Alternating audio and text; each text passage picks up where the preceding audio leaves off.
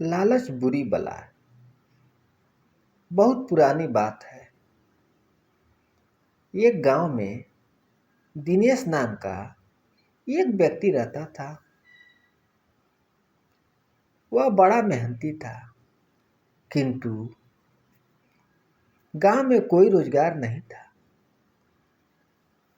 उसने सोचा कि मैं शहर चला जाता हूँ, वहां मुझे मेरी योग्यता अनुसार मेहनत के पैसे मिल जाएंगे।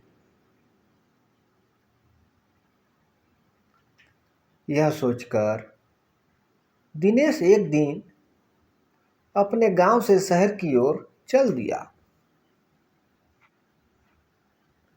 शहर बहुत दूर था। चलते चलते दिनेश थक चुका था। दिनेश इतना थक गया था कि अब उससे बिल्कुल भी चला नहीं जा रहा था और वह थक कर वहीं बैठ गया। तभी दिनेश ने देखा कि वहां से कुछ दूरी पर एक झोपड़ी है और झोपड़ी में एक घोड़ा बंधा हुआ है। दिनेश ने सोचा, क्यों ना इस घोड़े को किराए पर ले लूं और इसी से शहर चला जाता हूं।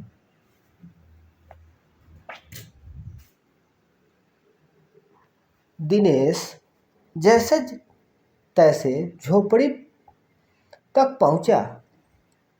दिनेश ने देखा वहां एक व्यक्ति खड़ा हुआ है। दिनेश समझ गया कि यह अवश्य ही घोड़े का मालिक है। दिनेश उस व्यक्ति से बोला, मुझे आगे शहर में जाना है और शहर यहाँ से कई किलोमीटर दूर है। मैं बुरी तरह तरीके से थक चुका हूँ, तो क्या मैं आपका घोड़ा ले सकता हूँ? इस पर घोड़े का मालिक सिर हिलाते हुए बोला, तुम्हें क्या मैं घोड़े ऐसे ही दे दूं? दिनेश बोला, मैं आपसे घोड़ा फ्री में नहीं लूंगा। इसके बदले मैं आपको घोड़े का किराया दूंगा।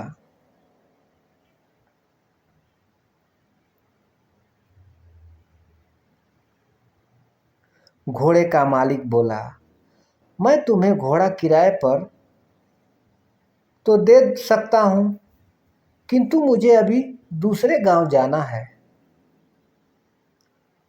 अगर तुम मुझे उस गांव तक छोड़ दो तो मैं यह घोड़ा तुम्हें किराए पर दे सकता हूं। दिनेश झट से तैयार हो गया। दिनेश घोड़े पर आगे बैठ गया और घोड़े का मालिक पीछे। गर्मी के दिन थे, बहुत तेज धूप थी। दोनों चलते चलते थक गए और पसीने से तरबतर हो गए। दिनेश बोला, बहुत तेज गर्मी है और थकान भी बहुत हो रही है, कहीं थोड़ी देर आराम कर लिया जाए। दोनों ने इधर उधर देखा, किंतु कहीं भी कोई पेड़ नहीं दिखा। तभी दिनेश घोड़े से उतरा और घोड़े के ही छांव में बैठ गया। दिनेश थोड़ी देर ही घोड़े की छांव में आराम कर पाया था कि यह मालिक सब देखकर घोड़े का मालिक बुरी तरीके से जल रहा था। घोड़े का मालिक बोला, मैंने तुम्हें घोड़ा किराए पर दिया है, उसकी छाया किराए पर नहीं दी। तुम हटो, यहाँ से, इस छांव पर मेरा अधिकार है।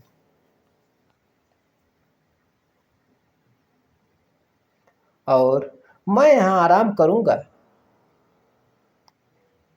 यह सुनकर दिनेश बोला, महानुभाव, आप यह कैसी बात कर रहे हैं? मैंने अगर घोड़ा किराए पर लिया है तो उसकी छाया पर भी मेरा ही अधिकार है। अगर आप चाहें तो आप भी इस छाया में मेरे साथ बैठकर आराम कर सकते हैं।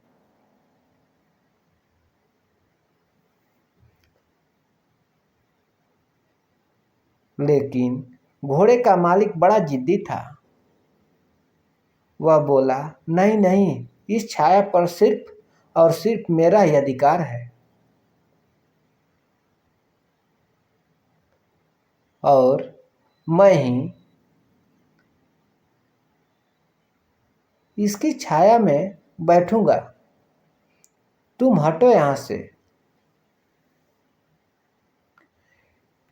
इतनी छोटी सी बात पर दोनों में जोर जोर से बहस होने लगी और बात तू मैं से हाथापाई पर आ गई। दोनों एक दूसरे से झगड़ने लगे और एक दूसरे पर लात घूंसा बरसाने लगे। सुनसान जंगल में उनके बीच बचाव करने वाला भी कोई नहीं था। दोनों की लड़ाई देखकर घोड़ा भड़क गया और वहां से भाग गया। थोड़ी देर बाद जब घोड़े का मालिक ने घोड़े को देखा तो वह कहीं दिखाई नहीं दिया। यह देखकर घोड़े के मालिक बोला, अरे मेरा घोड़ा कहाँ चला गया? वह तो अभी नया है।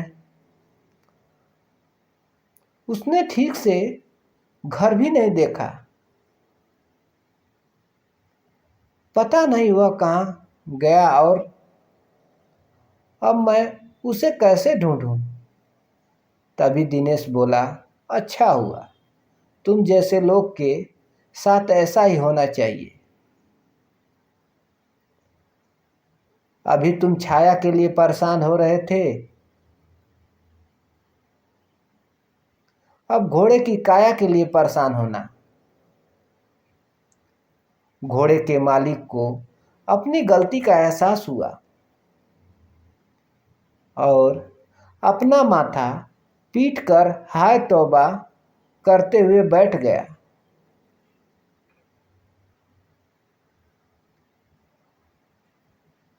और बोला, मेरे थोड़े से लालच से मेरा कितना बड़ा नुकसान हो गया। मुझे अपनी करनी का फल मिल गया। घोड़े की छाया के लोभ के कारण घोड़े की काया से भी हाथ धोना पड़ा।